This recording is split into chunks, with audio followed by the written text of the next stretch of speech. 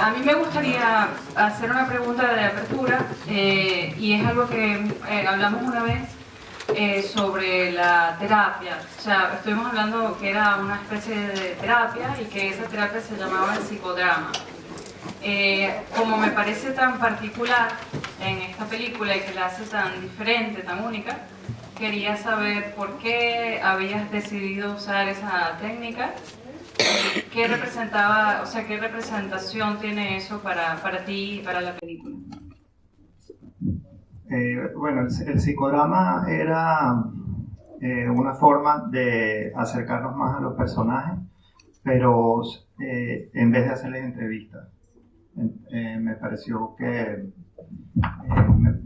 me gustaba más la idea de acercarme a ellos o entender más de lo que ellos habían vivido o estaban viviendo, en vez de que nos lo contaran, que lo actuaran, que eso es lo que hacen en el psicodrama, que dramatiza lo que te está generando o causando algún tipo de inquietud. Y a la vez también era una terapia real para ellos, que la necesitaban. Como te dije antes, pienso que la necesita todo el país, y me incluyo, o sea. Y por último también hay obviamente un juego en la película, toca el tema de la negación de una crisis, y justamente por eso me gustaba que los personajes actuaran o dramatizaran lo que están viviendo, y es como un pequeño guiño diciendo, bueno, estamos todos actuando. Y obviamente no es, o sea, sabemos que no están actuando, pero es como meterse un poco en ese juego. Muy bien. Tenemos media hora más o menos de debate, así que la persona que quiera hacer una pregunta puede simplemente alzar la mano y les hacemos llegar el micrófono.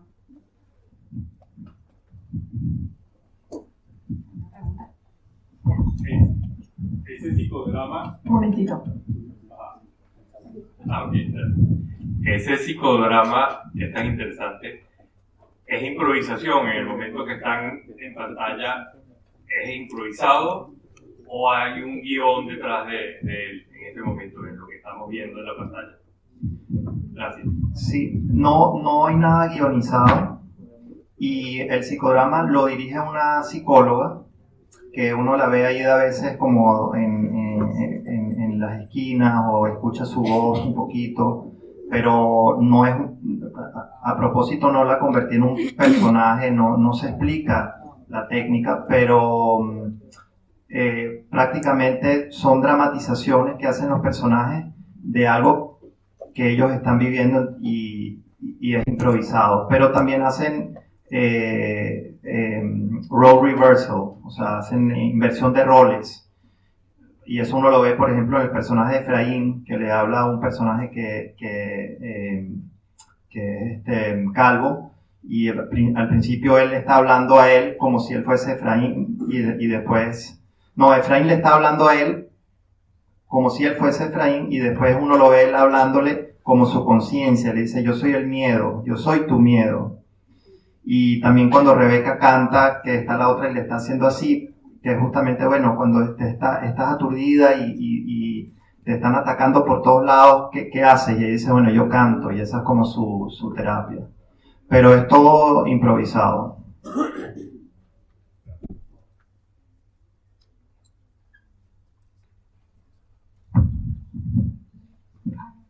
Venga.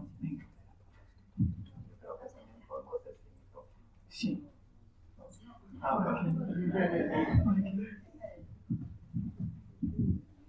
Entonces tú vives todavía en Venezuela. ¿Cómo financiaste tú la película y qué recorrido tiene? Creo que quiero entender que vives todavía en Venezuela. No vivo en Venezuela. Vivía en Venezuela cuando hice la película. De hecho, la película, como ven al final, está grabada, se grabó en 3 etapas. Las primeras 2 en el 2016 y después una última en el 2017. Y ya no vivo en Venezuela desde hace un año, poco más de un año. Y la película fue autofinanciada, o sea, realmente, como ves en los créditos, casi bueno, yo hice la cámara, la producción, la dirección, tenía otra persona que me ayudó durante el rodaje y después la película se hizo con apoyo de amigos prácticamente y tiempo. Si no tuvo apoyo institucional, ni lo hubiese recibido.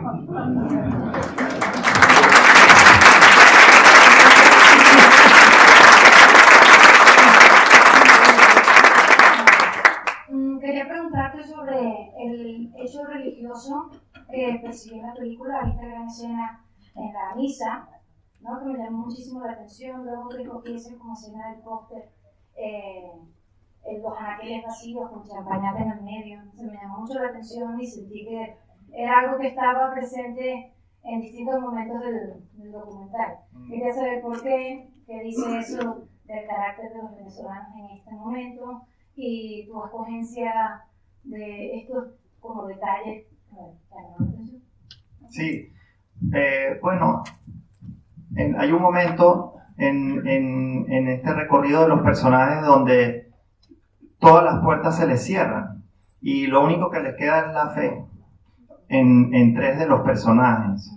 Y uno, que es el doctor, que es digamos el científico, él lo vemos en la guarimba, pero está como en la periferia, como pensando, bueno, me meto ahí o no me meto y después no se mete.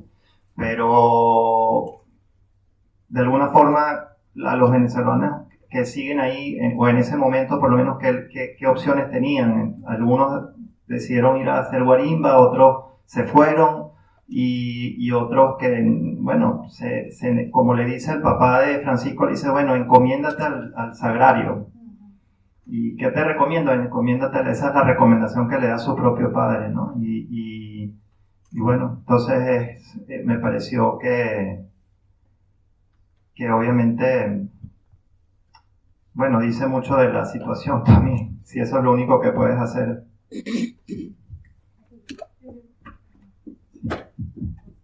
Había una pregunta aquí, Andreina. Vale, pues después este chico de aquí. ¿El gobierno sabía de esta película que estaba haciendo o no sabía? Y si sabía, ¿te persiguieron o te persiguieron o tenían miedo? No sé si sabían o no sabían, no sé si saben ahora o no saben. Y miedo sí, claro, tenía miedo, pero bueno, no sé, realmente me sacaron una vez de un hospital del periférico los militares y una vez nos vieron con una cámara y nos agredieron unos colectivos, no sé realmente quiénes eran de civil y podían ser del SEBIN, y nos empezaron a incriminar qué estábamos haciendo por tener una cámara y filmar desde el carro, que después ni siquiera lo usamos en la película, pero aparte de eso no tuve realmente ningún problema.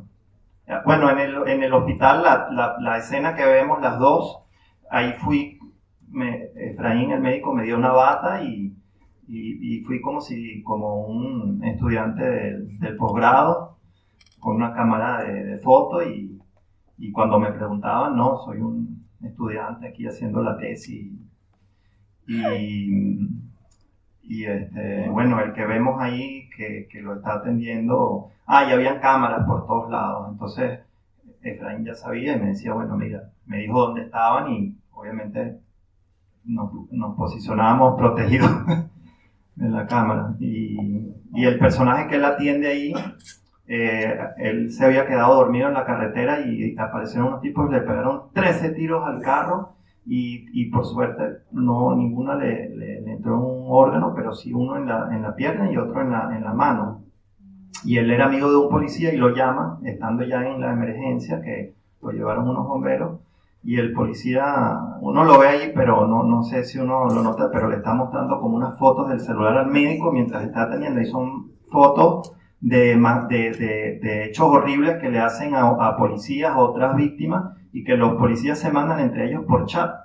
Y entonces el médico, cuando vio al amigo y vio que nada más, no, este no tiene nada, y empezó así como a mostrarle las fotos. Entonces ese es el grado de violencia, ¿no?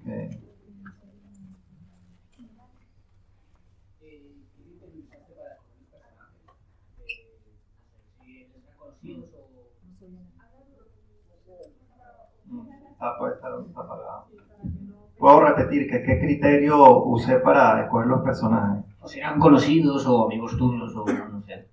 Uno lo conocí a través de una amiga, un personaje, y a través de él conocí a otro en una conferencia y así como que uno realmente hubiesen podido hacer muchos más y no hubo realmente un criterio específico. Ahora cuando lo veo, sí veo que hay como algo que los une, que es la resiliencia, que la tienen todos, pero no fue algo premeditado.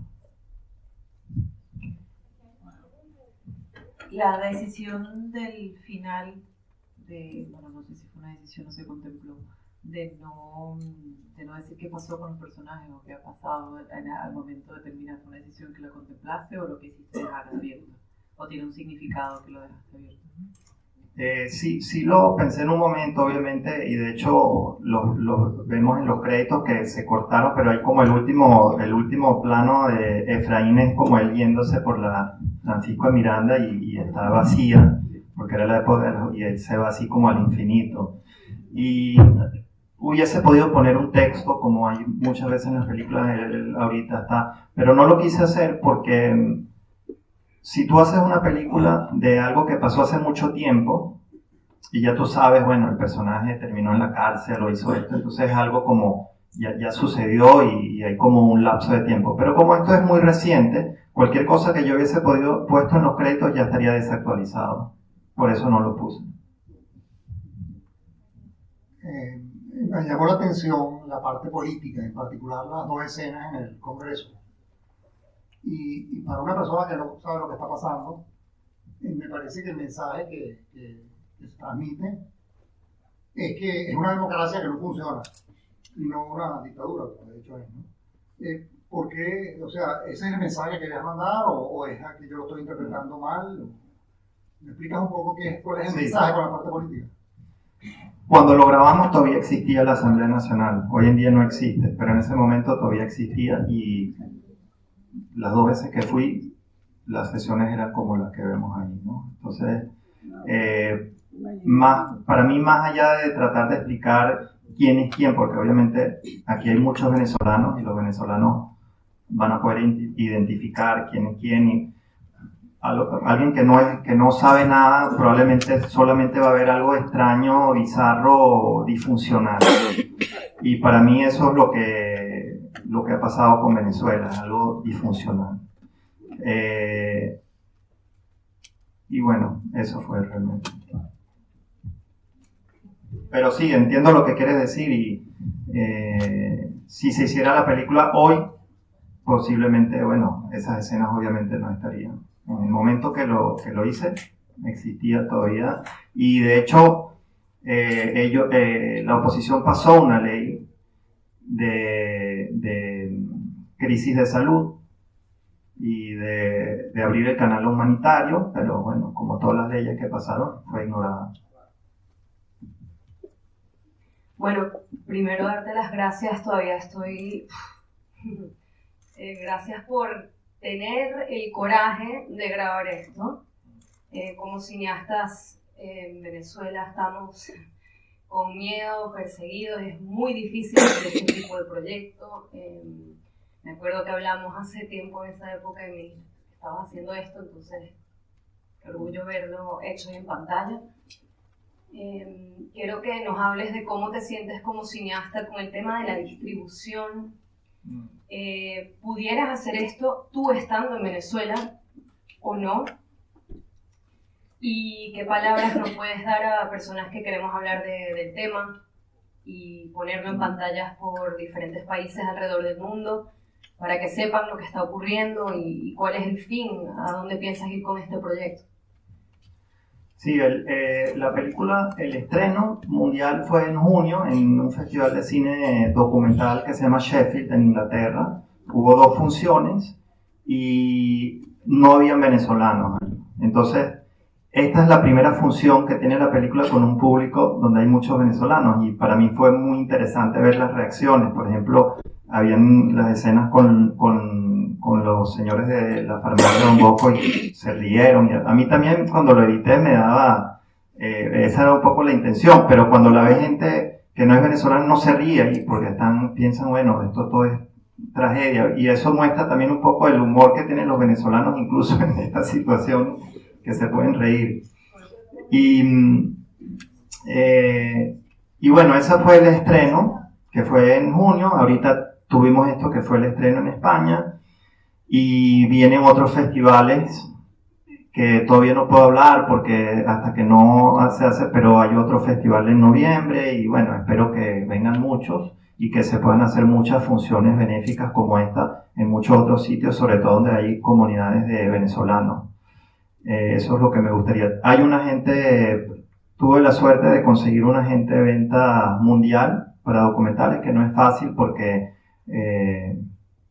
bueno, no sé si es fácil o no, pero conseguí uno que generalmente toma muy pocas películas y se hizo una versión para televisión, que es una versión más corta de 52 minutos para que con la publicidad llegue a los 60 y ahorita es que está empezando a moverlo y ojalá se venda y se pueda ver en televisión en muchos sitios, pero todavía no tengo respuesta a eso. Y lo que me preguntaste de consejos, no tengo realmente otro que el cine es una forma más de hacer historia, de contar lo que está sucediendo en un país.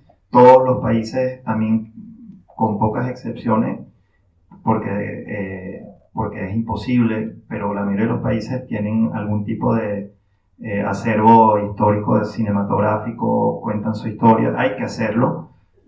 Creo que obligación de los cineastas venezolanos también retratar de alguna forma en Venezuela o fuera de Venezuela lo que se está viviendo. Aquí hay en España tantos venezolanos que perfectamente se pueden hacer películas aquí de como hay películas de los cubanos, como hay películas de los iraníes, como hay películas de los sirios, ¿no? Entonces creo que hay que hacer lo mismo. Felicidades por tu trabajo. No soy venezolano, por mi acento se nota. Me ha retratado un drama, una tragedia, ¿no? Pero lo has hecho desde una perspectiva muy personal, ¿no? Acercándote a la vivencia, ¿no? El sufrimiento de esas personas, pero no me has hablado de las causas, ¿no? Entonces, me has contado una parte de la historia, quizá yo por mi proximidad a la comunidad, pues bueno, sepa algo más. ¿Qué te ha llevado, ¿no? a documentar esta tragedia humana, esta crisis, ¿no? ¿Cuál ha sido tu motivación personal? ¿Y qué mensaje esperas trasladar, ¿no? Porque al final, yo creo que el cine es un medio para llegar a la gente. Está bien que aquí haya muchos venezolanos, me gustaría ver más catalanes y españoles. Espero que llegue a más personas que, pues bueno, fuera de la comunidad, ¿no? Para que conozcan este drama y se puedan hacer una idea. Entonces, ¿cuál es la motivación personal, ¿no? Para tratar esta temática de esta manera tan personal y de alguna manera dejar fuera las causas que para los ajenos, pues, pudiera resultar de tanto interés, ¿no? Mira, la verdad que en un momento pensé, bueno, de hecho cuando empecé quería hacer una película que explicara, que entendiera, que investigara, y me di por vencido porque no sabía ni por dónde empezar ni dónde terminar. Y bueno, después decidí hacer algo más, con un foco más reducido, desde una perspectiva obviamente, como dices, personal, y no tratar de explicar nada, más bien retratar, hacer un retrato de unas personas que están viviendo una situación y dejar que ojalá el espectador pueda atar los puntos de un personaje y el otro y decir, bueno, de estas historias que yo llamo a veces como historias anecdóticas, porque son solamente las historias de ellos, pero que a lo mejor reflejan una realidad más grande que lo que estás viendo ahí. Es una escogencia, no hay una razón, perfectamente se puede hacer una película con estadísticas, con hechos, y también es muy válido y no es lo que quería hacer.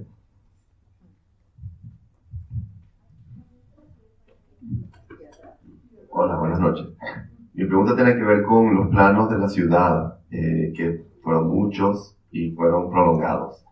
O sea, entendemos, o sea, cuando uno ve, yo quiero entender mi propio punto personal, para qué servían, pero la pregunta hacia ti es ¿qué estás buscando transmitir con esos planos? ¿Es que de afuera no se ve nada de lo que pasa adentro, o tratar de ubicar las diferentes escenas según donde venían, si se estaban petales o al otro lado, o era algo más bien de un sentimiento, o para separar las diferentes secciones? Sí, para mí la ciudad, primero son planos, como tú dices, muy alejados, cuando el resto de la película está siempre muy cerca de los personajes y entonces nos alejamos. Para mí era un descanso, por un lado, y por otro lado, para mí la ciudad es como un monstruo, es un elemento hostil, que lo vemos de lejos, pero con el sonido lo trabajamos más como una película de terror casi. Entonces, para mí la ciudad es eso, es un monstruo, es un elemento hostil, peligroso. Hola, buenas noches. Bueno, primero felicidades por este trabajo impresionante y agradecerte también este esfuerzo, ¿no? Mi pregunta es, tengo curiosidad por saber cuál es la respuesta que estás encontrando de esto del público que no es venezolano, ¿no? Y sobre esto quería comentar que es obvio que aquí vivís un drama que es doble, ¿no? Por un lado la tragedia y por otro una incomprensión que a veces estoy convencido que resulta muy cruel, ¿no? Entonces quería saber sobre este aspecto.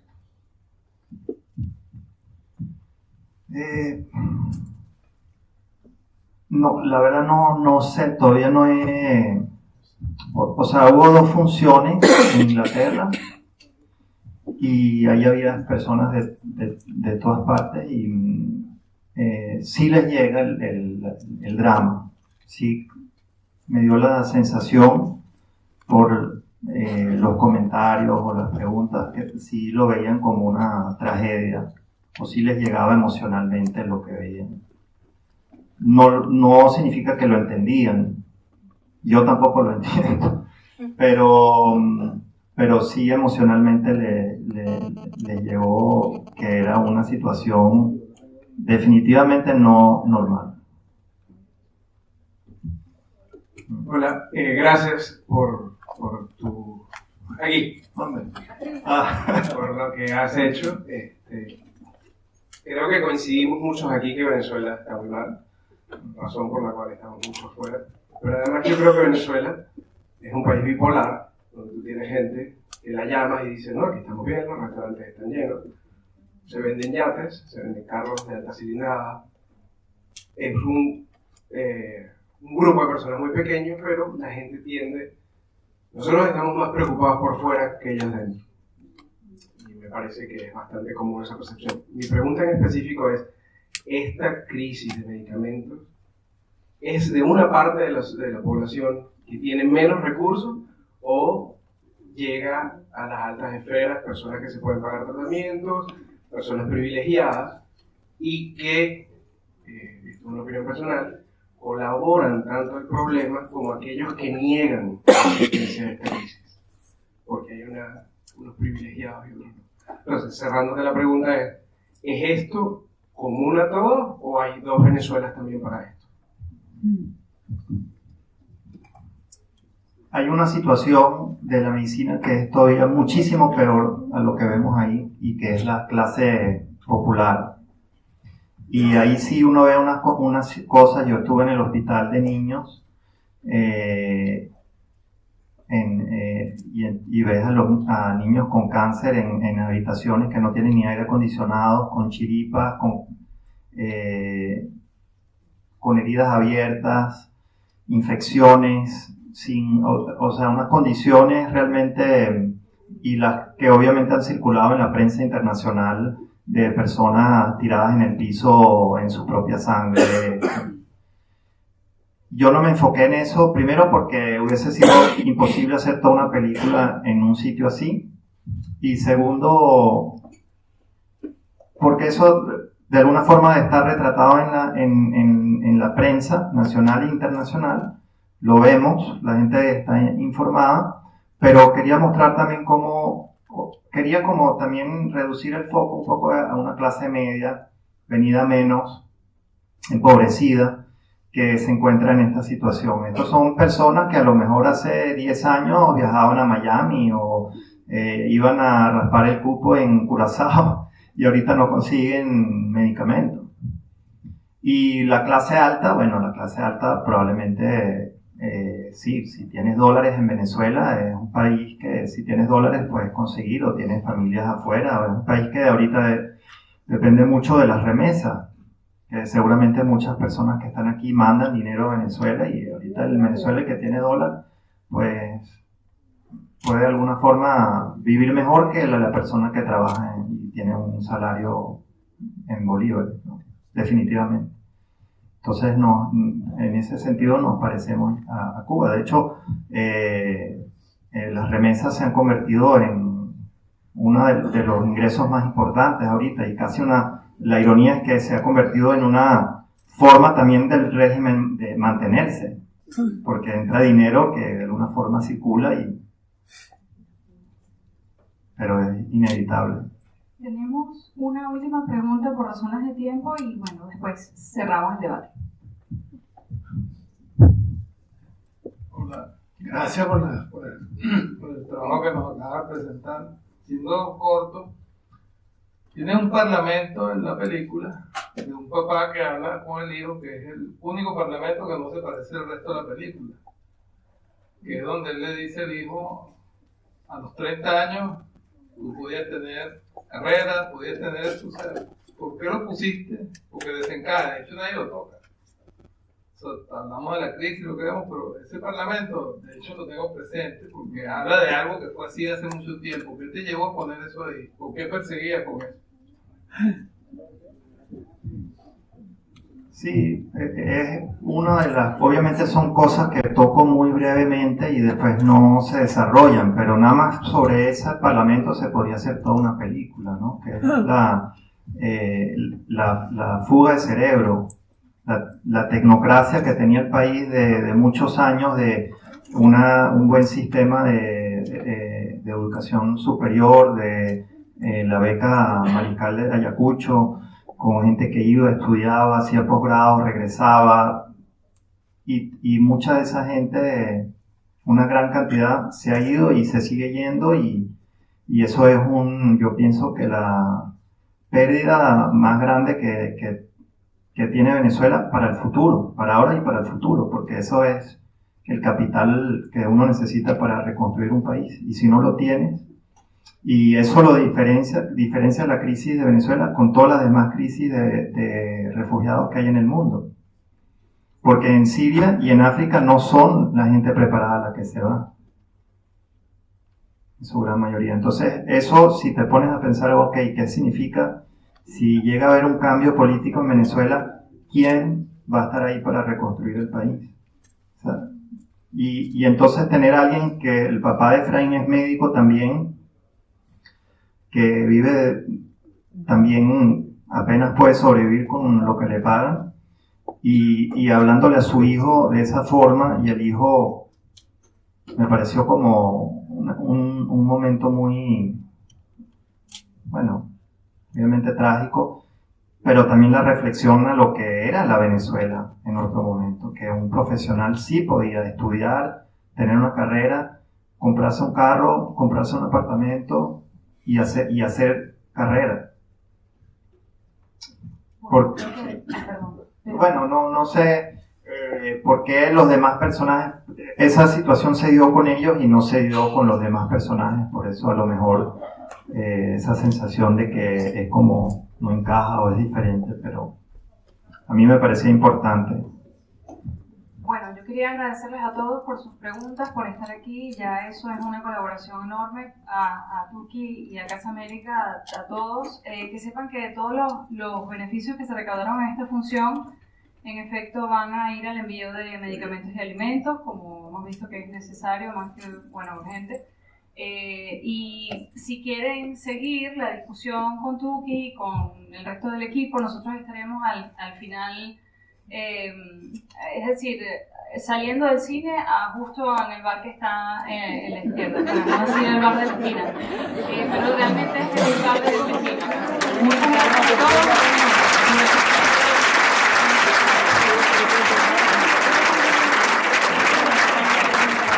Y ahora si quieren un poco de